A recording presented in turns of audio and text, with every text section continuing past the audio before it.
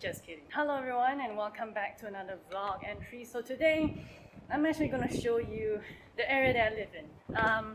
I thought it's pretty interesting that since it's kind of quiet, everything's on the quarantine and there's no people, it will be the great time to basically give you guys a tour around my living space. Okay, so while I am walking right now, I'm gonna answer some of you guys' questions while showing you around the current area that I'm living at right now. Alright, so first question, someone was wondering what model of Wacom tablet I use, and is there a certain reason why you chose that model? Well, quite simply, I chose that model because it is cheap and it is portable. There wasn't any particular reason why I chose this model, and I will show it to you as a cutaway. I chose it really because it was light, portable, and easy to bring around. Since I have a laptop, I kind of needed it to be light and easy to carry around. That's really the only reason. There's no particular aesthetics or tech specs behind it. Okay, next question. So,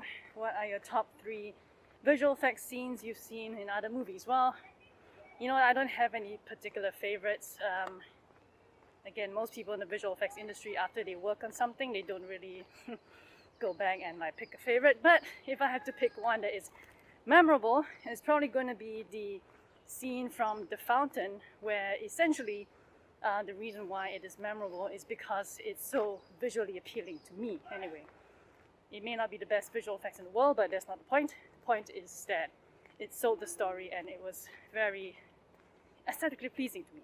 And it's difficult to talk with a mask, but I don't want to get fined $300. What is the next piece of hardware you want to buy to improve your visual effects creative process? Well, nothing actually. I'm not the kind of person that wants to upgrade everything all the time. I prefer to use what I currently have to make things efficient and convenient for me.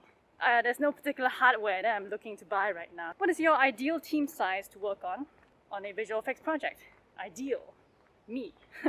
Just me. But it really depends on project. You know, if it's a large scale project, then of course I need to select people.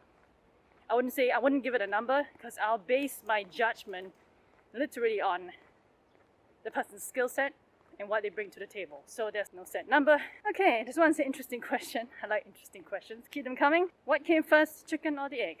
My first intuition is to say chicken, and my logic behind that is like, you know, maybe the chicken evolved from something and hence created the egg. But then, because I'm curious about the philosophy behind this question, I did my research, so I cheated.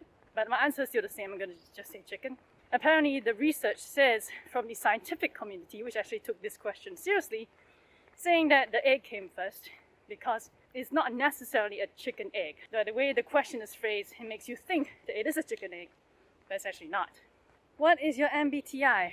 For those of you who don't know what an MBTI is, Myers-Briggs Type Indicator. It's partially considered pseudoscience, but some people, actually a lot of people, are still very into it.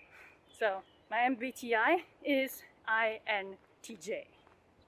I used to be an ISTJ, which again shows how variable the results tend to be. But I know why I sometimes waver between IS and IN is because I'm 50% on both. But right now, and in recent years, I've been an INTJ. And again, I used to be very into this kind of thing too. But nowadays, the reason why I'm not so into the MBTI, Myers-Briggs, is really because I've met so many people who are supposedly INTJs, but they're either too stupid to qualify.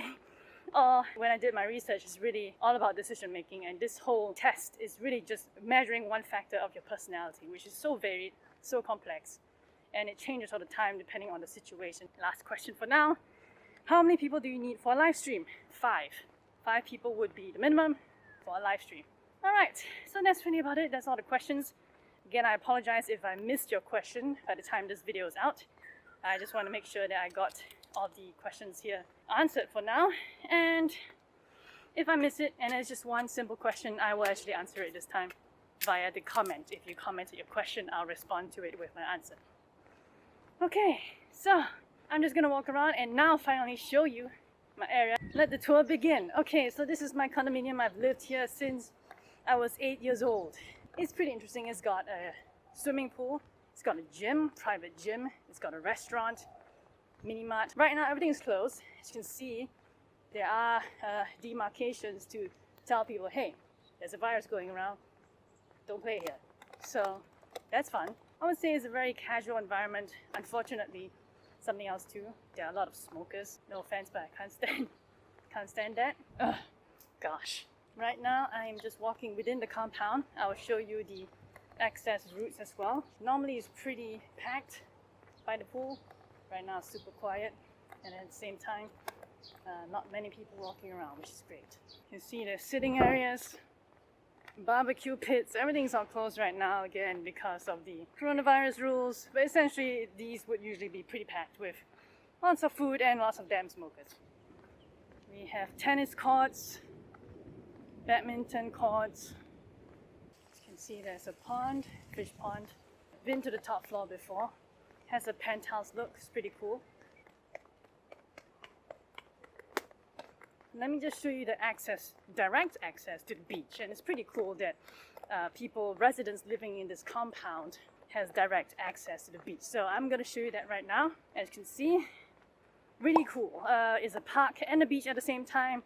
Of course, the beach area is closed to prevent people gathering around. Other than that, it's pretty cool. Alright, so that's the end of the tour today. Please do not stalk me if you're here in Singapore. That's really about it. And I hope you guys have a great time and enjoy this mini tour of where I live. And I'll see you in the next vlog entry.